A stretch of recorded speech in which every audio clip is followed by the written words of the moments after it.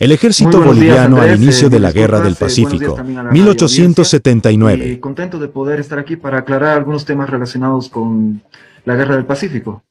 Bueno, Jorge, queremos tener esa mirada crítica, ¿no? Para no estar todo el tiempo lamentándonos por lo que pasó hace tiempo, sí, aceptar lo que sucedió, pero proyectarnos un poquito más a partir de lo que sucedió con una mirada crítica de la historia.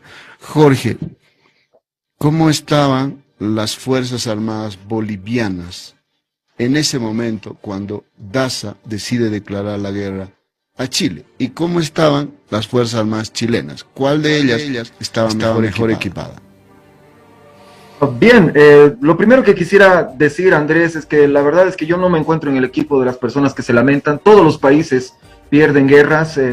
En nuestro país, lamentablemente, hemos convertido a este tema en una parte de nuestra mentalidad ciudadana y de nuestra política de Estado, pero queriendo volverlo central dentro de nuestra historia cuando han habido procesos mucho más importantes que la Guerra del Pacífico en la larga historia de nuestro país. Bien, dicho eso, y que jamás deberíamos tomar el hecho de haber perdido una guerra, que todos los países han perdido guerras en algún momento como algo determinante para nuestro presente o para nuestro futuro. Dicho eso, hay que decir que las Fuerzas Armadas de Bolivia en aquel momento estaban alrededor de los 2.000 hombres. Teníamos 2.000 hombres en pie de guerra. Eso significa aproximadamente 3 batallones en esa época y probablemente 3 escuadrones de caballería.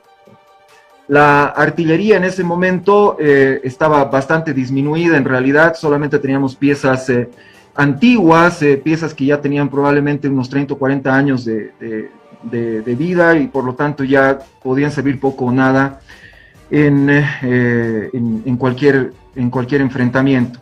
Y la caballería, aunque teníamos excelentes jinetes, siempre Bolivia ha tenido excelentes jinetes a lo largo de su historia, desde la Guerra de Independencia, lo que nos faltaba mucho era monturas. Y las monturas se van a adquirir precisamente cuando el ejército boliviano llegue a territorio peruano, y en ese momento Bolivia va a comprar monturas para poder armar a su caballería. Eso para comenzar, Andrés. Jorge, ¿cómo estaban las Fuerzas Armadas chilenas? Bien, hay mucho debate acerca de este tema. Probablemente las fuerzas chilenas en el momento en el que comienza el conflicto estaban entre 3.000 y 3.500 hombres sobre las armas. Pero eso en realidad no es tan relevante porque los ejércitos en aquella época todavía se montaban confiando en la fortaleza de una institución que se conoce como las Guardias Nacionales.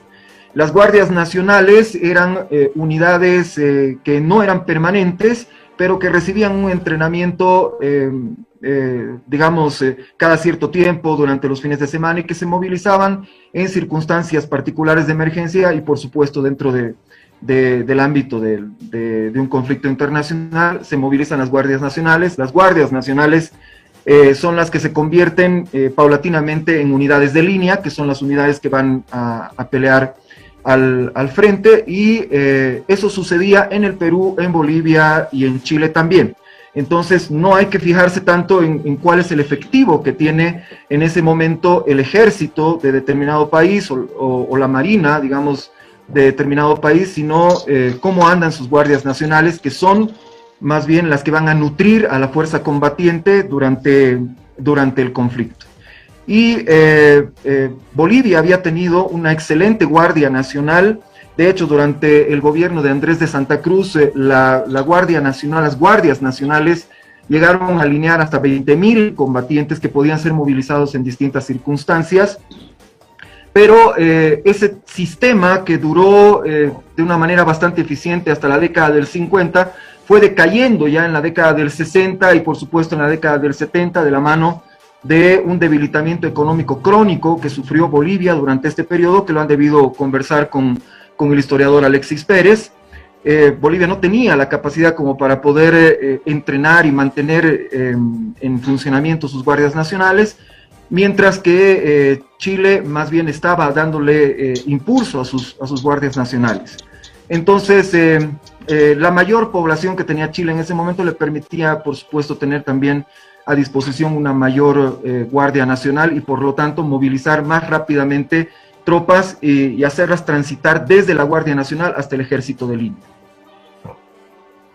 Jorge, ¿cómo estás? Buen día, Juan Carlos Monroy te saluda, un abrazo para ti. Bien, esas eran las capacidades Carlos, y las características. Ahora, si nos puedes comentar un poquito, Jorge, ¿cuál era la preparación de Fuerzas Armadas en aquella época? ¿Cómo estaban preparadas tanto el contingente boliviano como el contingente chileno? Bien, existe una mitología perversa en lo que se refiere a la conformación y al adoctrinamiento y la forma de funcionamiento de las Fuerzas Armadas, sobre todo bolivianas en aquella época. Como se perdió la guerra, entonces todo era malo. Se supone que estaban mal organizadas, que habían muchos vicios internos, etcétera. En realidad, el ejército boliviano era un ejército muy organizado y muy disciplinado. Y eso lo va a demostrar a lo largo de varios pasajes de la Guerra del Pacífico. Y va a quedar bien demostrado en el desempeño que tiene el ejército cada vez que le toca enfrentarse al enemigo.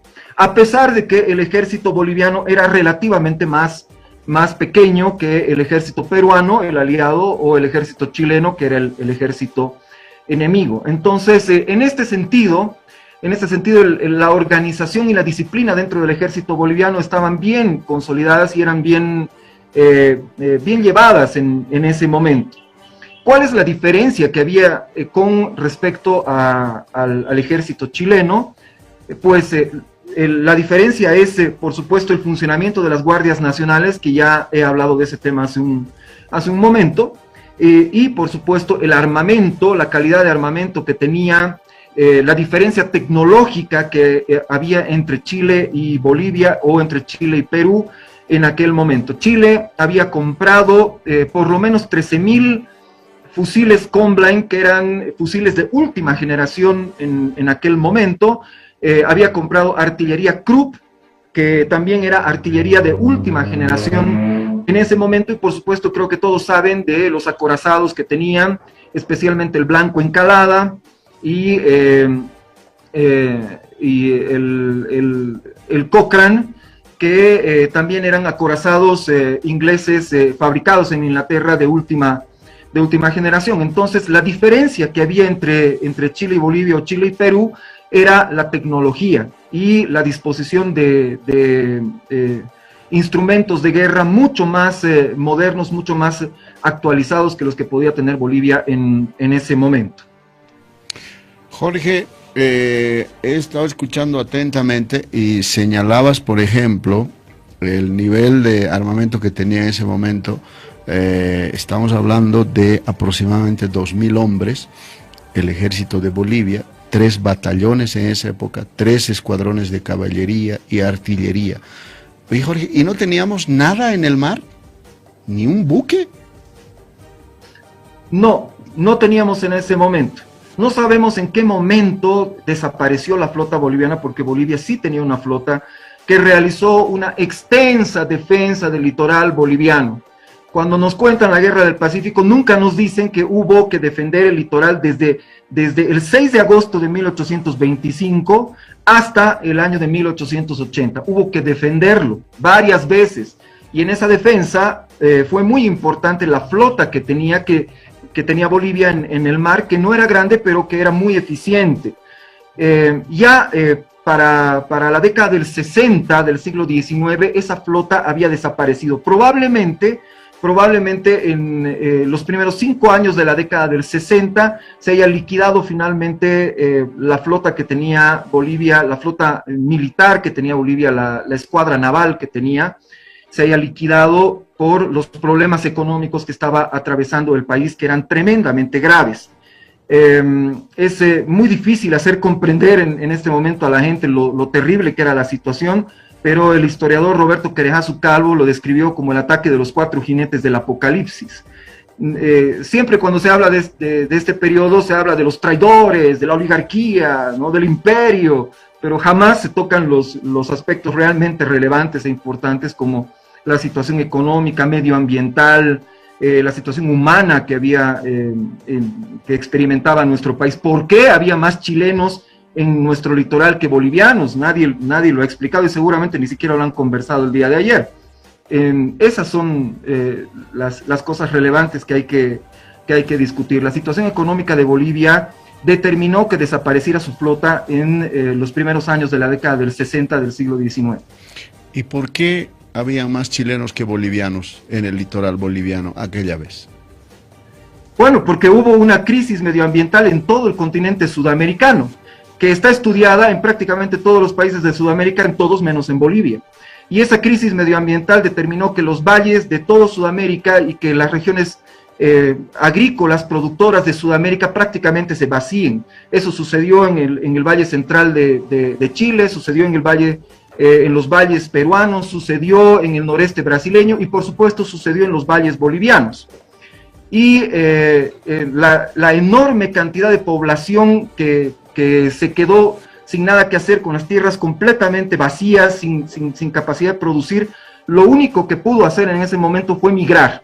Y los brasileños del noreste brasileño migraron hacia el Acre. Los peruanos migraron hacia el sur, hacia sus minas que tenían guano y salitre. Los chilenos migraron hacia dos lugares, hacia California en los Estados Unidos y hacia el litoral boliviano. Así que no hay esto de los trabajadores chilenos esforzados que vinieron a explotar un territorio abandonado por Bolivia, no hay tal. Su territorio los expulsó, se estaban muriendo de hambre y fueron a vivir a territorio boliviano porque no les quedaba otra. Ahí habían minas de guano y salitre, se estaba extrayendo guano y salitre, entonces eso les daba la garantía de poder sobrevivir. Y van a ser esos trabajadores los que van a integrar precisamente la fuerza militar principal al inicio de la Guerra del Pacífico. Las personas que mataron a Eduardo Avaroa y a los demás compatriotas bolivianos en Calama eran trabajadores que estaban asentados en Antofagasta y en la zona aledaña a Antofagasta, que se integraron al ejército chileno como el regimiento segundo de línea. Ese regimiento segundo de línea fue el que atacó Calama el 23 de marzo de 1879. Jorge, ¿y cómo fue la declaratoria de guerra? ¿Quién la declaró y bajo qué circunstancias? Sí, al principio de la entrevista escuché que Andrés había dicho que Bolivia había declarado la guerra a Chile. No, no es así. Bolivia no declaró la guerra. Bolivia declaró a su ejército en campaña, que no es lo mismo, es muy diferente. Quien declaró la guerra fue Chile el 5 de abril de 1879, después de que ya había ocupado completamente todo el territorio boliviano de Atacama.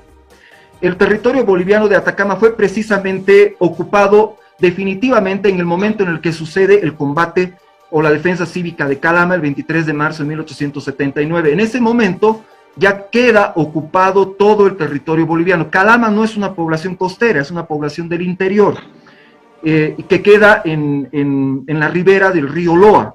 Y el río Loa, en la mayor parte de su curso, en aquel momento era la frontera entre Bolivia y Perú. En otras palabras, el 23 de marzo de 1879, Chile ya había terminado de ocupar todo el territorio boliviano, el costero y el del interior, y estaba a punto de hacer el salto hacia territorio peruano, y por eso es que algunos días después, el 5 de abril de 1879, le declara la guerra a Bolivia y a Perú simultáneamente.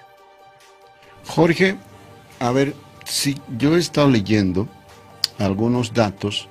Y claro, en Chile han entendido que movilizar el ejército era declaración de guerra, ¿no? Lo interpretaron así y yo, bueno, por supuesto que después de la invasión. Ahora, ¿fue acertada esa decisión de Daza en su momento, en las condiciones que estábamos? Porque por los datos que das, numéricamente, por ejemplo, ya había diferencias. Además, Chile tenía, si vale el término, fuerza naval, ¿no? Se movían en el mar, nosotros no. Estábamos en condiciones como para poder haber declarado o haber iniciado esa campaña, como tú llamas, Jorge, y en Chile lo interpretan como que la declaratoria de guerra. Estábamos en condiciones. lo que pasa, Andrés, es que es irrelevante si es que estábamos o no estábamos en condiciones. Ucrania no está en condiciones de enfrentar a Rusia, pero aún así hace la guerra, porque tiene que defender su territorio, tiene que hacerlo. Es decir, algo tienes que hacer para demostrar que tienes interés en tu territorio, en conservar tu territorio y en preservar la soberanía. Es decir, no es algo que esté a tu libre albedrío. En el momento en el que un ejército invasor pone pie sobre tu territorio o comienza a circular por tu territorio, en ese momento tienes que comenzar a hacer todos los preparativos necesarios para expulsar a esa fuerza o hacerle la mayor resistencia posible. No es algo que un gobierno cualquiera pueda decir, bueno, están ahí, que se queden nomás, ¿no? No, eso lo tienes que enfrentar. No importa las condiciones en las que estés. Al final de cuentas, cuando se trata de la guerra es más un tema de dinero que un tema de armamento. Entonces, y por estas cosas de cómo funciona el mundo, cuando hay una guerra siempre el dinero aparece. Finalmente, Jorge, después de haber hecho esa revisión, ¿cuál debe ser a partir de ahora la proyección de las relaciones entre Bolivia y Chile? ¿Es momento de entablar las relaciones diplomáticas o no? La verdad es que yo no sé si es momento de volver a tener relaciones diplomáticas. Ese es un debate muy serio que de repente incluso debería someterse a un referéndum en nuestro país. Lo que yo planteo siempre es esto. Bolivia es un país mediterráneo, pero no es un país enclaustrado. No es. Bolivia tiene en este momento dos salidas soberanas al Océano Atlántico. Una por el norte, por el departamento de Pando, que lleva del río Madera hasta el río Amazonas y de ahí hacia el Océano Atlántico Norte, y otra a través del río Paraguay, por la hidrovía Paraguay-Paraná, que nos conduce hasta el río de la Plata y finalmente hacia el Océano Atlántico Sur. Ambas salidas fueron obtenidas a costa de mucha sangre durante la Guerra del Acre, entre 1899 y 1903. Ambas salidas son soberanas y no ha habido ningún gobierno en nuestra historia desde que sucedió la Guerra del Pacífico o desde que sucedió la Guerra del Acre que realmente haya implementado una política de gobierno, menos una política de Estado, para utilizar estas vías soberanas que tenemos de acceso al Océano Atlántico. Entonces, lo que hay que hacer es meter a la congeladora durante un tiempo este tema y comenzar a trabajar en las salidas soberanas que sí tenemos. De hecho, la hidrovía Paraguay-Paraná ya funciona en este momento y funciona no gracias al Estado ni gracias a ningún gobierno, sino gracias al esfuerzo privado que se invierte allí. Entonces es hora de que dejemos esto de un lado y comencemos a mirar hacia el Atlántico, hacia esas dos salidas soberanas que nos costó mucha sangre obtener, y le hagamos notar al Estado chileno y a las ciudadanas y a los ciudadanos chilenos de que ellos nos necesitan más a nosotros que nosotros a ellos. Jorge, muchísimas gracias por tu tiempo, muchísimas gracias por haber compartido tus conocimientos con la audiencia de Radio Compañera. Como te decía al principio, nuestra intención es tener una mirada crítica, ¿no?, para que no nos quedemos, podamos superar ese trauma que venimos arrastrando desde 1879. Muchas gracias, Jorge. Un abrazo. Un abrazo y gracias por la invitación.